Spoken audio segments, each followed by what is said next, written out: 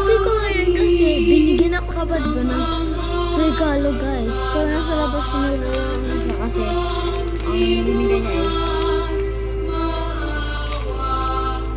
gift ko, guys. Ang sweet ng kapatid ko talaga. So, basahin na lang yung letter dito sa labas. Happy birthday, ate. Happy birthday po, ate. I love you, ate Lorraine. Ang sweet. Ang sama na design niya, guys. Ayan. Sa paper lang niya. Ayan, kasi di siya. Kasi sorry daw, di siya nakabili ng packaging. Unbox na natin ulit. Kunin ko yung alcohol ko, guys. Bye-bye. Joke lang, guys. Joke lang. So, di ko mahanap, guys, kasi ginamit yan ng kapatid ko. Okay lang yan, kasi may gift naman siya sa akin. So, nagpapatayang ko nga ako kanya yun. So, kinuha ko na yung scissors. So, saan kaya na rin i-open, guys? Para safe. Unboxing. Ito guys. Crispy siya to. Hindi na lang. Kunti lang na natin. Kasi sayang ang lalagay.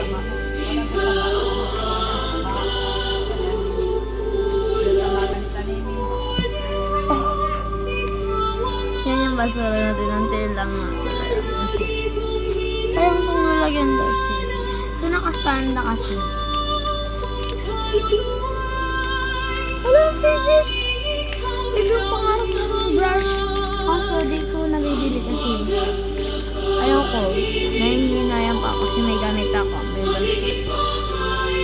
pink siya. Favorite ko. Pero may 5 markers pa.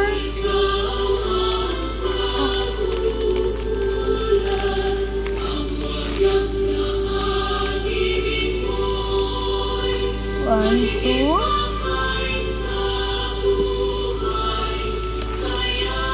4,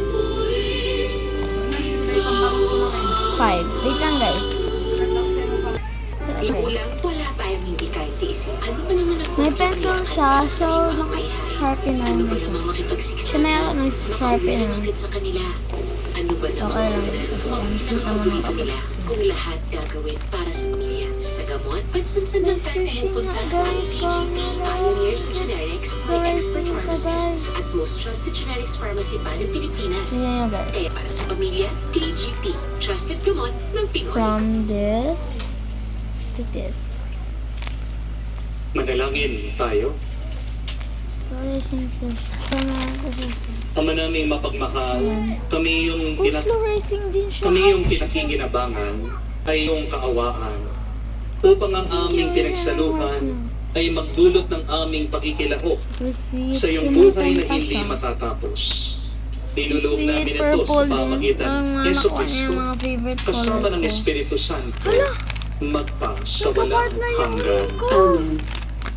Bakit ako na yun Nothing sa'yo, can guys? beat a humble life.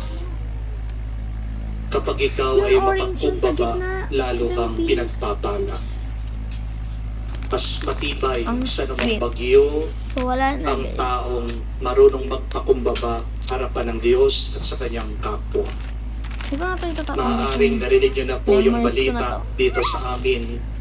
Merong isang 9-story building ang bubuo. Napakita ko sa inyo, guys, kung ano Pagdasal yung po lahat natin ng yung mga nasawi.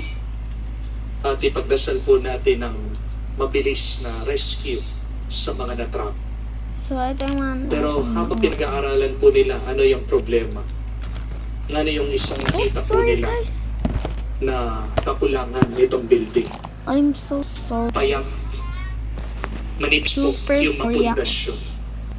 Isipin nyo, 9-story building. Pagkatapos napakapayat lang ng kanyang mga pundasyon. Kaya nga, Yan, nakuha din niya yung Hindi color ng mga maiwasan. favorite ko. nung gabing yun, dito po sa Green, Pampanga, yellow, merong isang brown, malakas na black, hangin and para maroon. pong tornado. naging factor din po yun bakit gumuho yung pong building. Pero di ba, magiging matatag ang isang building kung malalim So, lang ganun siya, guys. yung kanyang Wala pundasyon, talaga kung yung sa matibay dyan, lang guys. Ganyan talaga yung yun. kanyang mga pundasyon. Siya yung ano. Kaya kapatid, So, ito lahat magandang ng pagmunihan, nakuha natin. pundasyon mo, So, Yung iyong dito na ugat. tapos guys. malalim ba Bye-bye. ang pagkatanim God bless o you all mababaw lang? and have a nice At ang day. tanong, saan ka